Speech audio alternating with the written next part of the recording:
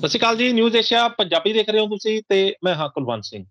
ਇੱਕ ਵਾਰ ਫੇਰ ਮੈਂ ਔਰ ਡਾਕਟਰ ਸੱਜਰਾ ਜੋਸ਼ੀ ਇੱਕ ਨਵੀਂ ਵਿਚਾਰ ਚਰਚਾ ਦੇ ਨਾਲ ਤੁਹਾਡੇ ਸਾਹਮਣੇ ਆਇਆ ਤੇ ਅੱਜ ਦੀ ਵਿਚਾਰ ਚਰਚਾ 'ਚ ਅਸੀਂ ਗੱਲ ਕਰਾਂਗੇ ਹਾਰਟ ਸਮੱਸਿਆਵਾਂ ਦੀ, ਦਿਲ ਦੀਆਂ ਸਮੱਸਿਆਵਾਂ ਦੀ, ਦਿਲ ਦੀਆਂ ਬਿਮਾਰੀਆਂ ਦੀ, ਦਿਲ ਦੇ ਵਿੱਚ ਆਉਂਦੀਆਂ ਖਰਾਬੀਆਂ ਦੀ, ਦਿਲ ਦੇ ਵਿੱਚ ਦੀਆਂ ਹੋਰ ਅਜਿਹੀਆਂ ਕੁਛ ਚੀਜ਼ਾਂ ਦੀ ਜਿਸ ਦੇ ਬਾਰੇ ਸਾਨੂੰ ਨਾ ਤਾਂ ਪਤਾ ਹੈ ਤੇ ਅਸੀਂ ਉਸ ਨੂੰ ਲੈ ਕੇ ਕਈ ਚੀਜ਼ਾਂ ਦਾ ਹੋਰ ਗਲਤ ਢੰਗ ਦੇ ਨਾਲ ਇਲਾਜ ਕਰਵਾਈ ਜਾ ਰਹੇ ਹਾਂ। ਅੱਜ ਕੱਲ ਇੱਕ ਰਿਵਾਜ ਹੋ ਗਿਆ ਕਿ ਜਿਹੜਾ ਵੀ ਬੰਦਾ ਦਿਲ ਦੀ ਬਿਮਾਰੀ ਦੇ ਨਾਲ ਜਾਂ ਦਿਲ ਦੀ ਕਿਸੇ ਵੀ ਸਮੱਸਿਆ ਦੇ ਨਾਲ ਜਾ ਕੇ ਹਸਪਤਾਲ ਜਾਂਦਾ ਹੈ ਤੇ ਉਹਨੂੰ ਸਟੰਟ ਦੱਸਦਾ ਜਾਂਦਾ ਵੀ ਸਟੰਟ ਪਾ ਲਓ। ਕਿੰਨਾ ਕਿ ਇਹ ਜ਼ਰੂਰੀ ਹੈ ਸਟੰਟ ਪਵਾਉਣਾ? ਕੀ ਇੱਕ ਸਟੰਟ ਪਵਾ ਕੇ ਸਾਨੂੰ ਆਰਾਮ ਮਿਲ ਜਾਂਦਾ, ਅਸੀਂ ਠੀਕ ਹੋ ਜਾਂਦੇ ਹਾਂ, ਜਾਂ ਫਿਰ ਸਟੰਟ ਤੇ ਸਟੰਟ ਪਈ ਜਾਂਦੇ ਨੇ ਤੇ ਪਰ ਬਿਮਾਰੀ ਉੱਥੇ ਦੀ ਉੱਥੇ ही खड़ी रहती है। डॉक्टर साहब आपका न्यूज एशिया पंजाबी पे बहुत बहुत स्वागत है। नमस्ते। नमस्ते डॉक्टर साहब। हार्ट, दिल, हृदय, हृदय ये जो ये जो एक ऐसा ऑर्गन है, पैदा होने से लेकर मौत तक कभी नहीं रुकता। एक सेकंड के लिए भी अगर रुक जाए तो बंदा जो है वो मुसीबत में आ जाता है। एक ही ऑर्गन है, ओनली ऑर्गन। तो इस इसकी संभाल सबसे ज्यादा जरूरी है क्योंकि सांस, पानी, खाना और फिर हार्ट, ये सबसे जरूरी उसमें आ जाते हैं। तो क्या हार्ट के बारे में हमें ऐसी क्या जानकारी पब्लिक को देनी चाहिए जिससे जो है वो पब्लिक अवेयर रहे और हार्ट में जो आ रही है समस्या वो ना हो? एक नंबर 2 पे अगर कोई समस्या आती है तो क्या हम ऐसा करें कि हार्ट की समस्या के लिए हमें डॉक्टर के पास जाने से पहले जो है हमें घर पे ही हमें कुछ ऐसा करें कि हम ठीक हो जाएं, या फिर डॉक्टर के पास जाने की जरूरत ही ना पड़े? आयुर्वेद का मुख्य उद्देश्य ही दो है। स्वस्थस्य स्वास्थ्य रक्षणम, आतुरस्य विकार प्रशमनम च। हम्म। इसका मतलब स्वस्थ व्यक्ति के स्वास्थ्य की रक्षा करना, व्यक्ति बीमार ही नहीं हो, फर्स्ट पॉइंट। बिल्कुल। सेकंड पॉइंट, अगर बीमार होता है तो फिर उसकी ट्रीटमेंट करना। ये उसके दो उद्देश्य है, लेकिन सबसे पहला उद्देश्य है स्वस्थ व्यक्ति हमेशा स्वस्थ रहे, वो बीमारी ना हो। बिल्कुल। तो आज हम देखेंगे हृदय रोग। हम्म। ठीक, क्योंकि आजकल हम सुनते हैं बहुत, टीवी पे न्यूज में देखते हैं कि हट्टा कट्टा व्यक्ति था और कुछ ट्रेडमिल पे वर्क कर रहा था, जिम में था, एक्सरसाइज करने वाला बंदा, 30-35 साल का बंदा, सुन लेते हैं कि अरे उसको हार्ट अटैक आ गया और तुरंत शरीर छोड़ दिया। ऐसे हम न्यूज से सुनते रहते हैं। बिल्कुल। मतलब पहले जो हृदय रोग था वो बुढ़ापे में होता था। आजकल का हृदय रोग जो है वो जवानी में, छोटे मतलब 20-21 साल, 22 साल हम सुनते हैं, ऐसे हम्म। बच्चों को भी हो रहा है। तो ये एक लाइफस्टाइल डिसऑर्डर है। जी। और फिर जब उनका एंजियोग्राफी किया जाता है, फिर उनको कहा जाता है कि एंजियोप्लास्टी करनी पड़ेगी, स्टेंट डालना पड़ेगा, बाईपास करना पड़ेगा, ये सब चीजें हम सुनते हैं। हम्म। आयुर्वेद ये जो है ये अथर्ववेद का उपवेद है। ठीक है, हम्म। मतलब ये पुराने जमाने से अभी तक आया हुआ ये वेद है। हम्म। इसमें जितना मेडिसिन के बारे में जानकारी है उतनी ही सर्जरी के बारे में जानकारी है। जी। जो सर्जरी के जो फादर ऑफ सर्जरी कहा जाता है वो सुश्रुत जी को कहा जाता है। जी। ठीक है, जी। उन्होंने अलग अलग टाइप की सर्जरीज का वर्णन किया है। मतलब नेजोप्लास्टी का भी वर्णन उनका ही किया है। और उन्होंने जिस प्रकार के टेक्निक्स दिए थे आज भी वो टेक्निक्स वैसे के वैसे फॉलो किए जा रहे हैं। जी।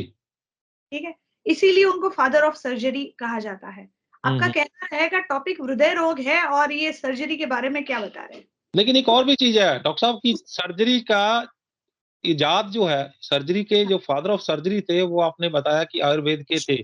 यस, लेकिन आयुर्वेद के थे। आज भी उनका नाम बड़े बड़े सर्जरी के जो किताबें हैं उनके पहले पन्ने पे फादर ऑफ सर्जरी करके सुश्रुत। जी, लेकिन उसके बावजूद भी इनको बताने का कारण है, आयुर्वेद के डॉक्टर्स को सर्जरी की इजाजत नहीं है। हाँ नहीं, आपकी जानकारी के लिए मैं बता दूं, आयुर्वेद में कुछ कुछ सर्जरीज करने के लिए उन्होंने अलाउ करके रखा है। लेकिन हम्म। पहले जो आयुर्वेद का जो डॉक्टर था वो सारे सर्जरीज करता था, ये मुझे यहाँ पे बताना है आपको। ठीक है, यहाँ पे हमने ये टॉपिक इसलिए बताया है क्योंकि सर्जरी जो है वो बहुत सारे पेशेंट्स को हार्ट की सर्जरी करने के लिए बताई जाती है। ब्लॉक आया है, एंजियोप्लास्टी कर लो, हुँ, बाईपास कर लो, ये बताए जाते हैं। बट एक अलग सी बात बता दूं, हुँ, आयुर्वेद में कहाँ पे भी वर्णन नहीं आया है कि हार्ट की सर्जरी करनी है। वो हुँ, सुश्रुत जी जो थे वो फादर ऑफ सर्जरी करके आज उनका नाम लिया जाता है। वो व्यक्ति इतने टैलेंटेड व्यक्ति थे, हुँ, तो हुँ, उनको लगा नहीं कि हार्ट की सर्जरी करनी चाहिए करके, जो उन्होंने मेंशन ही नहीं करी। बिल्क आयुर्वेद में हार्ट की सर्जरी मेंशन नहीं है, हुँ, क्योंकि उनको पता था कि हार्ट की सर्जरी करने की जरूरत ही नहीं है। क्या बात ये चीजें आपके डाइट से, एक्सरसाइज से, मेडिसिन से ठीक होने वाली चीजें हैं। हुँ, आजकल मार्केट में ये भी चीज आ गई है कि सिर्फ डाइट से ही व्यक्ति पूरे तरीके से ठीक हो जाएगा। मैं हुँ, आपके माध्यम से ये भी कहना चाहूँ, आयुर्वेद के वेदों में बहुत सारे मेडिसिन का उल्लेख आया। क्या उन लोगों को पता नहीं था कि सिर्फ मेडिसिन से आयुर्वेद की मतलब सिर्फ खाने पीने से ही व्यक्ति ठीक हो जाएगा? हुँ, मैं 2 बातें बताना चाहती हूँ। न सिर्फ खाने पीने से ही ठीक होने वाला है और न सिर्फ खाना पीना छोड़ के ठीक होने वाला है। हुँ, मतलब खाना क्या है, पीना क्या है, ये भी हमें पता होना चाहिए। और जब जहाँ पे ज़रूरत पड़ती है, तब आयुर्वेदिक मेडिसिन्स वहाँ पे बताने का उनका रीज़न भी वही था कि जहाँ पे ज़रूरी है, वहाँ पे लेनी भी पड़ेगी। सिर्फ बिल आहार और औषधि ये 2 वर्ग बताए गए हैं। हुँ, हुँ, हुँ, आहार भी औषधि जैसा काम करती है, लेकिन औषधि आहार जैसा काम नहीं कर सकती है। इसीलिए ये दोनों चीज़ें ही इम्पोर्टेंट हैं। हुँ, हुँ, हुँ, अभी हम जानते हैं पहले कि हृदय रोग होता क्यों है? जी, वो जानना ज़रूरी है, तो हम उसको प्रिवेंशन कर सकेंगे। ठीक है? हुँ, तो आयुर्वेद के हिसाब से हृदय रोग के जो कारण बताए गए हैं, उसमें पहले हम देखते हैं शारीरिक कारण क्या है, हुँ, मतलब हमारे आहार में क्या प्रॉब्लम है। तो बिल्कुल, जो व्यक्ति बहुत भारी भोजन खाते हैं, मतलब जैसे दूध के आइटम्स कुछ भारी है, जो जैसे पनीर है, ठीक है? हुँ, वो काफ़ी भारी रहता है। जैसे दूध को उबाल-उबाल के उसकी रबड़ी बनाई जाती है, वो काफ़ी भारी है। ओके? तो जब कोई भारी आइटम ज़्यादा प्रमाण में खाते हैं, बहुत तला-गला स्पाइसी भोजन करने के कारण, बहुत ड्राई भोजन करने के कारण। अभी ड्राई का मतलब है यहाँ पे बहुत सारे ऐसे लोग हैं कि जो सिर्फ़ ब्रेड पे ही और पाव पे ही ज़िंदा है। अपनी हुँ, रोटी बनाते ही नहीं है, सिर्फ़ ब्रेड और पाव ही खाते रहते हैं। हुँ, तो हुँ, ये हुँ, हो गया आयुर्वेद के हिसाब से रुक्ष आहार। चौथी कैटेगरी के लोग हैं, बहुत ज़्यादा खाने वाले लोगों में भी प्रॉब्लम है हृदय रोग की, कम खाने वाले में प्रॉब्लम भी है। हुँ, मतलब जो व्यक्ति बहुत बार फास्टिंग करते रहते हैं, उनमें भी प्रॉब्लम पाई जाती है। अभी आपका सोच ये चल रहा होगा कि ज़्यादा खाने वाले में तो प्रॉब्लम समझ में आ रही है, कम खाने वाले में क्यों प्रॉब्लम है? हुँ, हुँ, हुँ, हुँ, तो इसमें आयुर्वेद के हिसाब से हृदय रोग जो है वो 4 प्रकार का बताया गया है। वात से होने वाला, पित्त से होने वाला, कफ से होने वाला और चौथा जिसमें ये तीनों दोष इन्वॉल्वड है, उसको कहा जाता है त्रिदोषज। हुँ, ठीक है? हुँ, अगर आप कम खाना खाएँगे, अगर आप भूखे पेट रहेंगे, अगर आप ड्राई खाना खाएँगे या अगर आप बहुत एक्स्ट्रा एक्सरसाइज करेंगे, तो हुँ, आपके शरीर में वात की वृद्धि हो जाती है, वात बढ़ जाता है, जिसके कारण हार्ट का प्रॉब्लम होता है। ठीक है? जी, जैसे पित्त, पित्त के कारण जो होते हैं हार्ट डिसीज़ उसमें जो लोग काफ़ी मात्रा में स्पाइसी खाते हैं, हुँ, बहुत ज़्यादा तला हुआ भोजन खाते हैं, हुँ, बहुत ज़्यादा सोचते हैं, चिंता जी, करते हैं, ठीक है? जी, तो उसमें जो होता है वो पित्त के कारण हृदय रोग होता है। अभी कफ के कारण होने वाला हृदय रोग मतलब बहुत ज़्यादा भारी भोजन करने वाले, बिल्कुल भी एक्सरसाइज़ नहीं करने वाले। हुँ, आयुर्वेद में 2 प्रकार के लोग बताए हैं, एक बहुत ज़्यादा एक्सरसाइज़ भी करता है, अभी कई लोग 2-2 3-3 घंटा जिम करते हैं।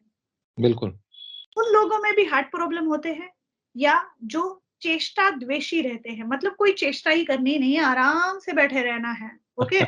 वो वाले लोग चेष्टा द्वेषी कहलाते हैं। आलसी, आलसी। यस, आलसी, बट आलसी ये शब्द अच्छा नहीं लगता, चेष्टा द्वेषी। चेष्टा का द्वेष करने वाले जो लोग हैं, हुँ, अचेष्टा, वो लोग जो है उनको भी हृदय रोग हो जाता है और वो होता है कफ जिसको के कारण। अंग्रेजी में सेडेंटरी लाइफ़स्टाइल वाले लोग ये जो हैं। सेडेंटरी लाइफ़स्टाइल कहा जाता है उनको, हाँ, जो हाँ, बैठा हुआ ही काम करने वाले लोग हैं, कुछ भी हाँ, एक्सरसाइज नहीं करने वाले लोग हैं। फिर जी। उसमें और एक कैटेगरी आती है, वो आती है मानसिक विकारों वाली कैटेगरी। हुँ, हुँ, लोग बहुत ज़्यादा सोचते हैं, शोक में रहते हैं, चिंता में रहते हैं, है ना? जैसे भी कई लोगों आजकल मार्केटिंग का काम, आईटी का काम बहुत ज़्यादा स्ट्रेस वाला हो गया है। हुँ, तो हुँ, हुँ। वो जो चीज़ें हैं, उसका भी हार्ट पर परिणाम होता रहता है। जैसे खास करके शेयर मार्केटिंग वाले लोग, ठीक है? हुँ, हुँ। शेयर ऊपर चढ़ रहा है, खुश हो रहे हैं, जैसे-जैसे नीचे गिरता जा रहा है, हार्ट बीट्स बढ़ती जा रही है, बढ़ती जा रही है। बराबर है? बिल्कुल। तो इस प्रकार के जो लोग रहते हैं, उनको भी हार्ट की शिकायत होती रहती है। या अभी उसको भी ये रहती है जिसको है। बोलते हैं कि फाइट एंड फ्लाइट मोड में ज़्यादा रहते हैं जो लोग। यस, उसी के कारण है। जी। तो हार्ट जो है आयुर्वेद के हिसाब से हृदय जो है ये एक आपका रस धातु का स्थान है। जो रस हुँ, वह स्रोतस आयुर्वेद में एक बताया गया है, मतलब जो भी हम खाते-पीते हैं, वो बाद में उसका एक आहार रस बनता है और हुँ, वो आहार रस हृदय के माध्यम से पूरे शरीर में सर्कुलेट किया जाता है। तो बिल्कुल। इसका मेन स्थान जो है वो हृदय है। हुँ, हृदय साधक पित्त का स्थान है, मतलब जितनी भी एनर्जी वाला वर्क जो हम करते हैं, जितना भी धाड़स वाला, साहस वाला काम जो करते हैं, हुँ, वो भी हुँ, हुँ। हृदय के कारण ही करते हैं। जी। शरीर में जो 7 धातुएँ हैं, उसका जो सार भाग जो है उसको ओज कहा जाता है, तो ओज हुँ, का स्थान जो है वो भी हृदय है। अच्छा। आयुर्वेद के हिसाब से जो 3 मर्म हैं जो बहुत इम्पोर्टेंट माने गए हैं, उसमें एक हार्ट है, एक ब्रेन है, हुँ, मस्तिष्क है और तीसरा है बस्ती। किडनी हुँ, वाला एरिया आप समझ सकते हैं उस प्रकार से। तो ये 3 जो है क्षीर, बस्ती और हृदय, ये 3 मर्म जो है वो आयुर्वेद हुँ, में इम्पोर्टेंट माने गए हैं, हुँ, ठीक है? फिर जो प्राण, दश प्राण बताए गए हैं, दश प्राण आयतन बताए गए हैं, हुँ, उसमें हुँ, भी हृदय का वर्णन मिलता है कि हृदय इतना इम्पोर्टेंट है। अच्छा। तो इस प्रकार से आप हृदय का इम्पोर्टेंट जान सकते हैं। हुँ, चौथी बात इसमें इम्पोर्टेंट बात आती है कि कई लोगों को आदत होती है कि मल, मूत्र और हुँ, अश्रु, इन हुँ, तीनों वेगों को धारण करते हैं, उनको भी हार्ट डिसीज होता है। मतलब जहाँ पे रियल में रोना चाहिए, कोई हुँ, फैमिली में ट्रेजेडी हो गई है और आप रोते नहीं हैं, मतलब हुँ, आपके मन पर जो दबाव है वो रिलीज ही नहीं होता है, तो उसके हुँ, कारण हार्ट डिसीज हो सकता है, अच्छा। खास करके। कई लोगों को मोशन आने वाला रहता है, लेकिन कुछ काम में लग जाते हैं, बोलते हैं अभी स्टूल पास करने के लिए टाइम नहीं है, 2 घंटे के बाद देखेंगे। इससे भी हो जाता है? इससे भी होता है। अभी कैसे होता है ये भी मैं आपको बताती हूँ। जो अच्छा। लोग मल का वेग का धारण करते हैं, प्रॉपर मल हुँ, वेग जब आने पर नहीं जाते हैं मोशन में, तो उसमें क्या होता है आयुर्वेद के हिसाब से वहाँ पे वात की वृद्धि होने लगती है। मल जब बाहर नहीं निकलता है, तो वो अटक जाता है और जो चीज़ अटकी हुई है, फिर वो ऊर्ध्व दिशा में आने लगती है। उसको आयुर्वेद में कहा जाता है उदावरत। मतलब वो हुँ, ऊपर की दिशा में उठती है, इसीलिए कई लोगों के इसमें बोलते हैं कमर में दर्द है, पीठ में दर्द है, छाती में दर्द हो रहा है। हुँ, फिर बाद में चेकिंग कराते हैं, सब ईसीजी, 2D इको सब हो जाता है, लेकिन कारण नहीं पता चलता है, तो वहाँ के पीछे का कारण रहता है वायु। हुँ, शरीर में वायु की मात्रा बढ़ी होने के कारण उनको वो प्रॉब्लम हुई। तो इसलिए मल और मूत्र वेग का धारण नहीं करना चाहिए, न कि अश्रु। हुँ, मतलब ये कहना नहीं है कि आप रोते रहो, बट जहाँ पे ज़रूरी है, वहाँ पे रोना भी ज़रूरी है। हुँ, हुँ, ठीक? हुँ, हुँ, कि वहाँ पे स्ट्रेस जो है वो रिलीफ हो जाता है। हुँ, हुँ, हुँ, तो इस प्रकार से आयुर्वेद में ये कारण बताए गए हैं। तो हुँ, आयुर्वेद का पहला उद्देश्य है कि स्वस्थ व्यक्ति स्वस्थ रहे। तो इसीलिए ये जितने भी कारण आपको मैंने बताए, हुँ, उस कारणों का आप निवारण कर ले तो आपको हृदय रोग नहीं क्या बात है। होते। तो आपको क्या करना है आज से? आपको आज से एक्सरसाइज भी करनी है, लेकिन कितनी करनी है? उसका एक पैरामीटर आयुर्वेद ने बताया है हुँ, कि जब आप एक्सरसाइज करने लगो, यहाँ पे पसीना छूटे, गले में पसीना आए, आर्म-पीट्स में पसीना छूटने लगे, आपकी साँसें फूलने लगे, तो आप समझ जाना कि ये मेरी कैपेसिटी है। हुँ, मुझे वहाँ तक ही एक्सरसाइज़ करनी है, उसके आगे मुझे एक्सरसाइज़ नहीं करनी है। धीरे-धीरे ये स्टैमिना डेवलप होने लगता है, तो जितना आपका स्टैमिना है उतनी ही एक्सरसाइज़ करिए, एक्स्ट्रा एक्सरसाइज़ मत करिए। ये एक हृदय रोग का बड़ा कारण है, जो आजकल हम टीवी पे भी सुनते हैं। जिम हुँ, में जाने वाले हट्टे-कट्टे लोग अभी जस्ट हार्ट अटैक आया और शरीर छूट गया। जी, जी, जी, जी, जी। यस। दूसरा बात कि एक्सरसाइज तो करनी है, उसके साथ हमारा जो जीवन बन गया है, वो आजकल स्ट्रेस वाला वर्क हुँ, पैटर्न ही ऐसा है। जैसे ट्रेन पकड़नी है, तो व्यक्ति को पता है कि मेरी अगर ट्रेन 8 बजे की है और मेरा घर अगर 10 मिनट की दूरी पे है, तो वो 15 मिनट पहले निकले। बिल्कुल।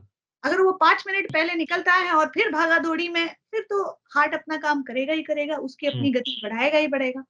तो हुँ, इस प्रकार से स्ट्रेसफुल वर्क नहीं करें। प्री प्लान अगर वर्क करते हैं तो स्ट्रेस जो होता है वो कम हो जाता है। हुँ, इसके साथ-साथ आप ओम ध्वनि करा करें। ओम ध्वनि जब आप करते हैं तो ओम ध्वनि करने की एक विधि है, जैसे मैं आपको करके बता रही हूँ। ओम। हुँ, मकार जब आप लंबा खींचते हैं तो उसका प्रेशर नाभि तक आता है, हुँ, ठीक है? तो नाभि तक का ब्लड सर्कुलेशन जो रहता है वो अच्छा खासा इम्प्रूव हो जाता है। जहाँ-जहाँ पे वो स्पंदन पहुँचते हैं, वहाँ-वहाँ पे अगर छोटे-मोटे अगर कुछ ब्लॉकेजेस हैं तो वो भी ओपन होते जाते हैं, ठीक है? तो इसीलिए ओम ध्वनि आप जिनको ब्लॉकेज है, उन्होंने भी और जिनको ना हो, उन्होंने भी ओम ध्वनि एवरीडे करनी है। बट वो इस प्रकार से करनी है जिसमें मकार जो हो वो लंबा हो।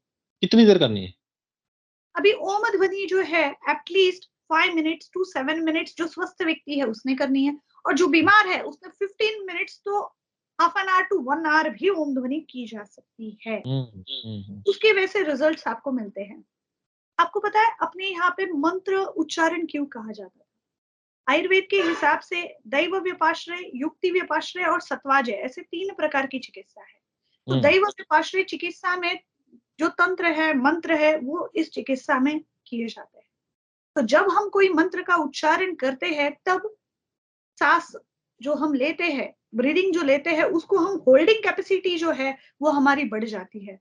इसलिए जी, मंत्र चिकित्सा भी उतनी ही इम्पोर्टेंट है। तो आप जिस भी पंथ के हैं, जिस भी धर्म के हैं, तो वहाँ हुँ, पे जो भी मंत्र उच्चारण बताया गया है, जो भी स्तोत्र है, कविताएँ हैं, हुँ, तो आप उसका उच्चारण करें, तो उसका भी लाभ आपको हृदय पर हो जाएगा। क्योंकि हृदय एक मन का स्थान भी है। अगर आपका बिल्कुल। मन संतुष्ट रहे, खुश रहे, तो आपको हुँ, हृदय की बीमारी नहीं होने वाली। ठीक है? जी, अभी देखते हैं कि हृदय की जो बीमारी है आयुर्वेद में 4 प्रकार की है। एलोपैथी के हिसाब से अगर हम देखेंगे तो एक कोरोनरी आर्टरी डिसीज़ है और दूसरा वल्वुलर जो आर्टरी डिसीज़ेज़ है। मतलब जो वॉल्स जो रहते हैं, सॉरी, आर्टरी हुँ, नहीं है, वल्वुलर डिसीज़ है। तो इसमें जो हार्ट में जो 4 भाग है, हुँ, तो उसमें झड़पें लगी हुई है, अंदर-बाहर करने के लिए, ठीक है? हुँ, हुँ, कुछ झड़पें ऐसी लगी है, कुछ दरवाजे ऐसे लगे हुए हैं, जो सिर्फ़ यूनिलैटरल डायरेक्शन में खुलते हैं, एक ही जगह हुँ, पे, ठीक है? तो इसमें जब प्रॉब्लम हो जाता है, तो भी हार्ट डिसीज़ हो जाता है, हुँ, ओके? तो इस 2 प्रकार की है। तो जिसमें आज जो हम देखने वाले हैं, वो ब्लॉकेजेस वाला देखने वाले हैं, ठीक है? हुँ, हुँ, जिसमें कोरोनरी आर्टरी डिसीज़ेज़ हो जाती हैं, सुनते हैं कि बाबा मेरी आर्टरी 90% ब्लॉक है, 80%, 95% ब्लॉकेजेस है। तो इसमें आयुर्वेदिक विधि से अगर आप चलते हैं, तो ये 100% ब्लॉक रिवर्सिबल होते हैं। हुँ, 100% कोरोनरी आर्टरी में जो ब्लड सर्कुलेशन होना चाहिए, जो कोलैटरल सर्कुलेशन डेवलप होना चाहिए, वो होता है। हमारे हुँ, हर एक शरीर में बनाया ही हुआ है ऐसे कि अगर मेन सप्लाई बंद हो जाता है तो व्यक्ति शरीर छोड़ता नहीं है। साइड वाले सप्लाई जो है वो इम्प्रूव हो जाते हैं। तो उसकी हुँ, विधियाँ है, प्राणायाम, योग एक ये माध्यम है जिसके द्वारा आप ये जो कोलैटरल सर्कुलेशन है ये डेवलप कर सकते हैं। आयुर्वेद में ऐसे बहुत सारे मेडिसिन्स का वर्णन आया हुआ है जिसके द्वारा आपका कोलैटरल सर्कुलेशन बढ़ता है। ठीक है? हुँ, कई लोगों में खास करके एसिडिटी होती है, उसके कारण भी उनको डर लगता है मुझे हार्ट प्रॉब्लम तो नहीं हो गया। बिल्कुल। ये डर, ये भी एक बड़ा कारण है हार्ट डिसीज़ का। होता हुँ, कुछ नहीं है लेकिन डर लग जाता है। जैसे सांप ने काटा, जी, जी। वो सांप जहरीला था या नहीं था वो अलग बात रही, लेकिन मैं तो डर गया और मुझे तो हार्ट अटैक आ गया। हुँ, बराबर है? तो जी, ये डर भी एक बहुत बड़ा कारण यहाँ पे है। हुँ, तो हुँ, आयुर्वेद का कहना है आहार में चेंजेस करने होते हैं। विहार मतलब व्यायाम, एक्सरसाइज जो है, प्राणायाम वो बताए गए हैं और तीसरी बताई गई है औषधियाँ। तो ये तीनों जब आप करते हैं, तो उसके अनुसार आपके हार्ट के ब्लॉकेजेस रिवर्सिबल हो जाते हैं। इसमें पंचकर्म का भी वर्णन आया है। इसमें हुँ, बहुत हुँ, सारी रिसर्च भी है कि जो जलोकाचरण है, जो लीच थेरेपी है, वो भी काफ़ी हद तक इसमें काम करती है। कोई भी हुँ, ब्लॉकेजेस है, जब आप वहाँ पे जलोका लगाते हैं, तो वो क्या करती है, वहाँ का जो ब्लड सर्कुलेशन जो ब्लॉक हुआ है उसको इम्प्रूव कर देती है। उसके जो सलाइवा में जो सिक्रीशन है, जिसके कारण वहाँ पे जो ब्लॉक है वो भी धीरे-धीरे डिसॉल्व होने लगता है। इस पे भी काफ़ी रिसर्चेस हुई पड़ी, ठीक है? और फिर हार्ट की जो मसल्स हैं, वहाँ के मसल्स को एनर्जाइज करने के लिए वहाँ पे लेपास लगाई जाती है, अलग-अलग प्रकार के। वहाँ पे उड़द के आटे का गोल ऐसे बनाया जाता है, उसमें मेडिसिन्स वाले ऑयल है, काढ़े हैं, इवन अदरक का रस भी भरा जाता है, जिसके कारण हमें रिजल्ट मिल जाते हैं। कहाँ कहाँ पे? शरीर के कौन से हिस्से? हार्ट वाली हार्ट जगह? हार्ट में प्रॉब्लम है तो हार्ट में करना पड़ता है, ठीक है? ठीक है। तो इसमें मतलब कहने का भाव है, इसमें बस्ती भी की जाती है, जो गुदा भाग से वहाँ पे मेडिसिन्स छोड़ी जाती हैं, जिसके कारण शरीर में अगर वात बढ़ा हुआ है, तो वात को वहाँ से कंट्रोल किया जाता है। मतलब 2 प्रकार की ट्रीटमेंट की जाती है पंचकर्मा में। एक सार्वदेहिक, पूरे शरीर पे जो इफ़ेक्ट है, उसको करने के लिए, और एक स्थानिक, मतलब जो लोकली प्रॉब्लम है, जैसे मैंने कहा कि जलोकाचरण किया जाता है, वहाँ पे हृदय बस्ती की जाती है, हृदय की धारा डाली जाती है, तो ये हो गई स्थानिक ट्रीटमेंट। तो इस प्रकार से आपके हार्ट के ब्लॉकेजेस 100% रिवर्सिबल है, ये आप जान लीजिए। तो अगर स्टेंट का डालने का कभी बात आता है, तो आप आपके नज़दीकी जो भी आयुर्वेद सेंटर्स रहेंगे, जिनका पंचकर्मा भी है और आयुर्वेद भी है, तो उनके वहाँ से आप संपर्क कर सकते हैं। हर एक व्यक्ति में पंचकर्मा करना ज़रूरी ही है, ऐसी बात नहीं होती है। कभी-कभी सिर्फ डाइट, मतलब जो आहार है और जो विहार है, जिस प्रकार के एक्सरसाइजेस है और मेडिसिन्स हैं, उनके अनुसार भी हार्ट के ब्लॉकेजेस रिवर्सिबल हो जाते हैं। तो इसलिए डरिएगा मत, और तुरंत बाईपास करने का डिसीजन भी मत लीजिएगा। तो आप इस रास्ते पर भी चल सकते हो। जी। तो कुछ आयुर्वेदिक मेडिसिन्स जो यस, आप बोल रहे वो थे, अभी हम आपसे डिस्कस आयुर्वेदिक करेंगे। यस, मेडिसिन्स और कुछ घरेलू जो है वो रसोई घर में जो पड़े। यस, उसके बारे में भी हम बात करेंगे अभी। जैसे घर में जो अपने गरम मसाले हैं, खास करके उसमें जीरा है, अजवाइन है, लौंग है, जावित्री है, ठीक है? ये जो मसाले का पत्ता रहता है, जिसको तमाल पत्र कहा जाता है, बराबर? तेज पत्ता। तेज पत्ता जो कहा जाता है, मसाले का पत्ता।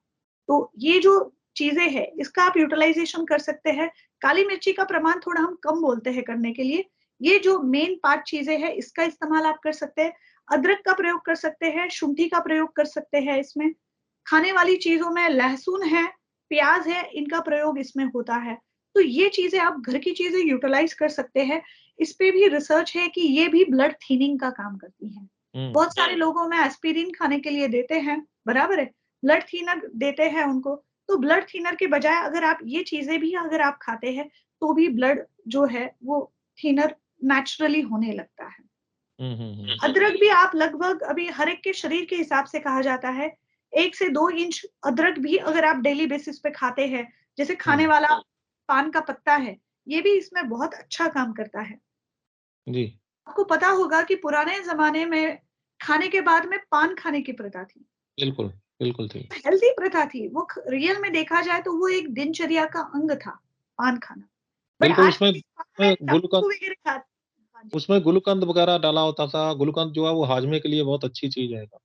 बट अभी के इसमें ये लोग जो तम्बाकू डालते हैं, उसके कारण सारा प्रॉब्लम हो गई। वो बिल्कुल, बिल्कुल। तम्बाकू वाली पान खा रहे हैं, उसके कारण प्रॉब्लम है। बाकी पान हुँ, ये बहुत अच्छी चीज़ है। हुँ, पान हम खास करके पेशेंट्स को भी खाने के लिए बोलते हैं, जिनको दमा, मतलब जिनको साँस फूलती है, बराबर है? जिनको कफ वाली साँस चलती है या खाँसी रहती है, उनके लिए, जिनको हार्ट प्रॉब्लम है, उनके लिए भी, जिनको डाइजेशन प्रॉब्लम है, उनके लिए भी खाने का पत्ता जो है वो काफ़ी अच्छा रहता है।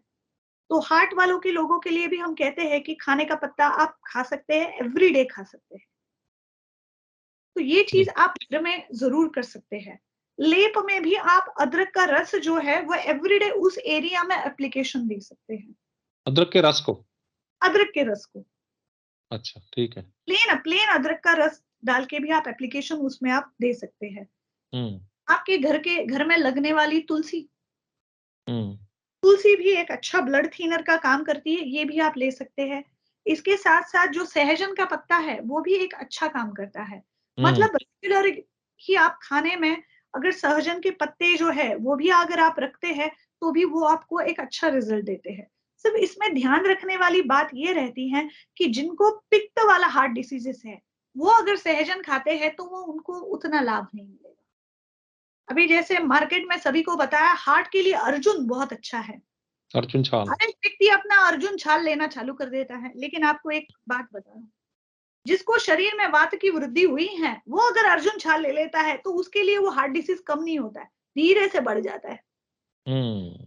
तो इसीलिए अर्जुन जो है, जिसको कफ वाला हार्ट डिसीजेस है, जो मोटा एकदम व्यक्ति है, हट्टा-कट्टा मोटा व्यक्ति, उसमें अगर कफ बढ़ने के कारण हार्ट डिसीज हुआ है, तो उसके लिए अर्जुन है, अर्जुन अरिष्ट है, अर्जुन चूर्ण है, अर्जुन छाल है, ये अच्छा काम करेगी।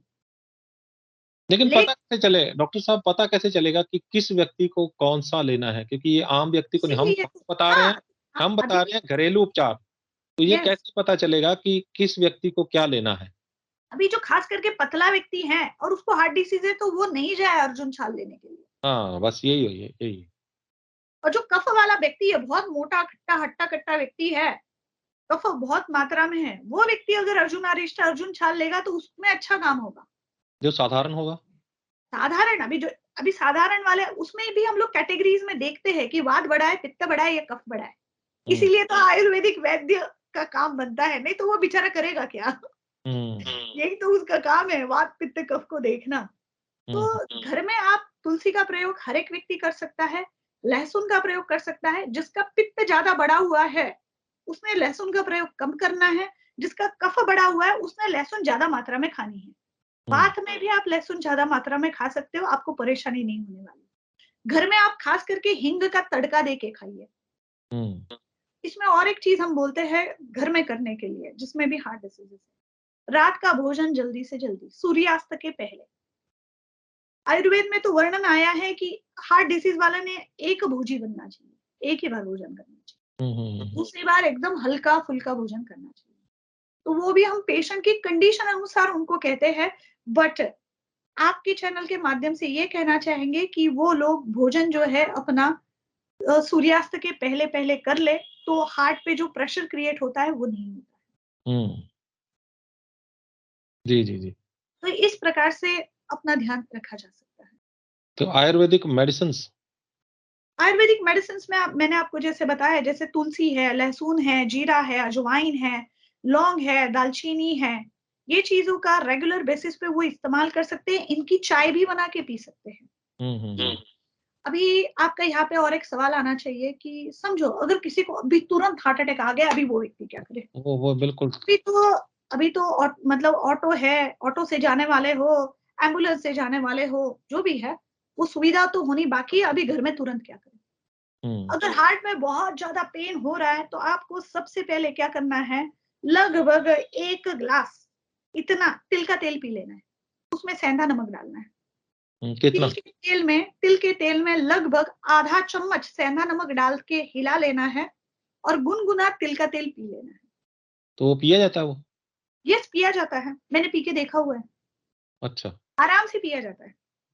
घानी का तिल की खुशबू जो रहती है, वो तिल के समान ही आता है। हम जैसे तिल चबा के खा लेते हैं, वैसे तिल का तेल भी आराम से पिया जाता है। अभी आप पूछेंगे कोलेस्ट्रॉल बढ़ाएगा? बिल्कुल नहीं बढ़ाता है तिल का तेल। हुँ, घानी का तिल का तेल अगर है, तो वो बिल्कुल भी कोलेस्ट्रॉल नहीं बढ़ाता है। ठीक। हुँ, तो ये लगभग 1 ग्लास पी सकते हैं, तो 1.5 से 2 ग्लास भी पी सकते हैं।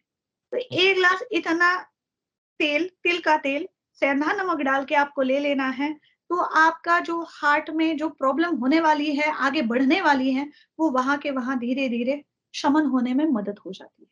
हुँ, अभी आपका कहना है कि ये तिल का तेल काम कैसे करता है? वो भी मैं बता दूँ आपको।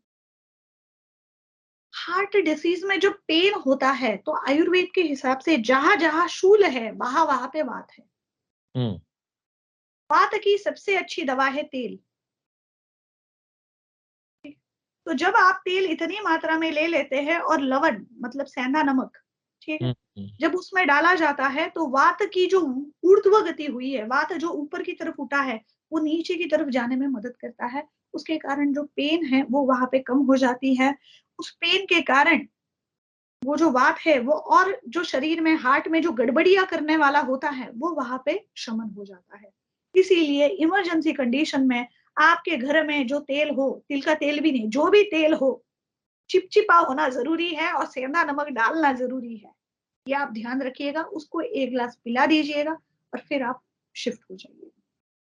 आयुर्वेद में अलग-अलग दवाइयों का भी उसमें वर्णन आया है, जैसे सिद्ध मकरध्वज कहा जाता है, बृहत कस्तूरी भैरव कहा जाता है, लेकिन ये चीज़ें तब घर में अवेलेबल नहीं रहती हैं, ठीक है? हुँ, तो इसीलिए घर में तिल-तेल अवेलेबल है, सेंधा नमक अवेलेबल है, तो ये डालिए और पीजिए। अभी आप कहेंगे घर में सेंधा नमक भी नहीं हो, नॉर्मल नमक डाल दीजिएगा और पी लीजिएगा, तो भी वो वहाँ पे असर करेगा। तेल का तेल अगर ना हो तो सरसों का तेल भी चलेगा? जो आप क्या है सरसों तब स्ट्रॉन्ग रहता है घर में और सरसों का तेल भी पिया जा सकता है, उसमें भी कोई दिक्कत नहीं है। लेकिन सरसों का तेल पीने में नहीं आएगा, आप पी के ट्राई करिए। नहीं पीता है, नहीं पिया जाना, नहीं पी सकता व्यक्ति सरसों का तेल, 1 चम्मच भी मुँह पे नहीं ले सकता। नहीं लेकिन ले तिल का तेल वो आराम से ले सकता है। आपके घर में तब कोई भी तेल अवेलेबल हो, वो आप तेल का प्रयोग ठीक है। हुँ, हुँ, अभी इस माध्यम से और एक बात बताना चाहेंगे कि जो भी आप तेल का प्रयोग करो, देखो आजकल मार्केट में अलग-अलग तेल आ रहे हैं। आयुर्वेद का कहना है हम जहाँ के हैं वहाँ का तेल हमें खाना चाहिए। हुँ, हमारे यहाँ पे जो बीज आ रहा है मतलब जो फसल ली जाती है उस प्रकार का तेल हमें खाना चाहिए। ऑलिव ये हमारे देश की खेती में नहीं उगता है। बिल्कुल, सोयाबीन आजकल सोयाबीन ये हमारा नहीं है। सोयाबीन का उल्लेख कहाँ पे भी आयुर्वेद में पुराने ज़माने में नहीं आया है। नहीं है, आपने भी नहीं सुना होगा, मैंने भी नहीं सुना है। बिल्कुल, बराबर है। तो ये जो तेल है, ये हमारे नहीं है, हमारे जगह पे बनते नहीं है, तो हमारे जीन्स को वो पचाने की ताकत नहीं रखते। बिल्कुल, ये ध्यान में रखिएगा।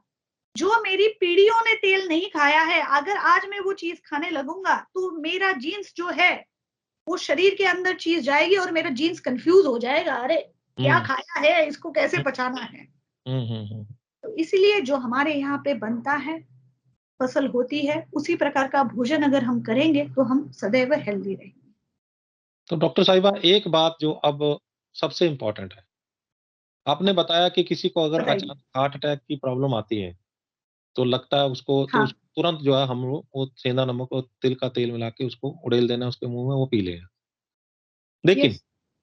अब पहचान कैसे करें कि उसको वाक़ई हार्ट अटैक ही आया? उसको तो गैस का दर्द भी हो सकता है, हम कोई उसके मुँह दिक्कत में नहीं है, तेल उड़ेल उसमें भी देते हैं। कोई नुकसान नहीं देने वाला है, कोई नुकसान नहीं होने वाला आपका। हुँ, लेकिन फिर भी अगर ये पहचान हार्ट डिसीज़ भी नहीं हो, सिंपल अगर वायु उठा हुआ रहेगा, ठीक है? तो भी ये तुरंत के तुरंत कम हो जाएगा वायु, ठीक है? और अभी हमने कुछ-कुछ केसेज़ में ऐसे भी देखा है कि हम उसको बोलते हैं बाबा तेल ले ले और रहता है वो गैस का, बेचारे को जाना भी नहीं पड़ता अस्पताल। बिल्कुल, बिल्कुल, तो बिल्कुल। इस यही प्रकार से बात वो चीज़ हो जाती है। जी, हेलो, थोड़ी देर के बाद, ठीक है? तो इस यही मैं प्रकार बोल से ये रहा था चीज़ कि अ, अब थोड़ी-सी इसकी पहचान भी बता दें ना, कि ये अगर हाँ। किसी को हृदय की तकलीफ हुई है, तो कौन-सी चीज़ जो है वो हार्ट अटैक होती है? सिंपल है, आपके हार्ट की जो साइड में है, वहाँ पे आपको पेन होने लग जाएगा। जी, मैं करती हूँ आपको कॉल पे, मैं मीटिंग में हूँ, ठीक है? तो पेन आपको होने लग जाएगा और साँस फूलने लगेगी आपकी, पसीना छूटने लगेगा, ठीक है? और कई लोगों का जो अगर एंजाइना लल भी जो अटैक है, तो उसमें क्या होता है, आपकी जो लेफ्ट साइड का जो पेन है, वो कंधे तक वगैरह जाने लगता है। बाजू में भी कंधे जाता तक है? जाएगा, पीठ तक जाएगा। हाँ, ये फीलिंग आने लगती है व्यक्ति को। हुँ, हुँ, अभी खास करके जो डायबिटिक है उनमें ये लक्षण नहीं पता चलते, उनको नहीं पता चलता ये हुँ, चीज़ें। बाकी नॉर्मल जो व्यक्ति है उसको पता चल जाता है, तुरंत कि इस प्रकार से चीज़ हुई है। तो अगर आपको पता नहीं चल रहा है, सिर्फ़ पेन ही है और अगर आप तिल का तेल पी भी लेते हैं, तो ये एक आहार्य द्रव्य है। तो ये आपको कोई नुकसान नहीं देने वाला है, कोई परेशानी में नहीं है।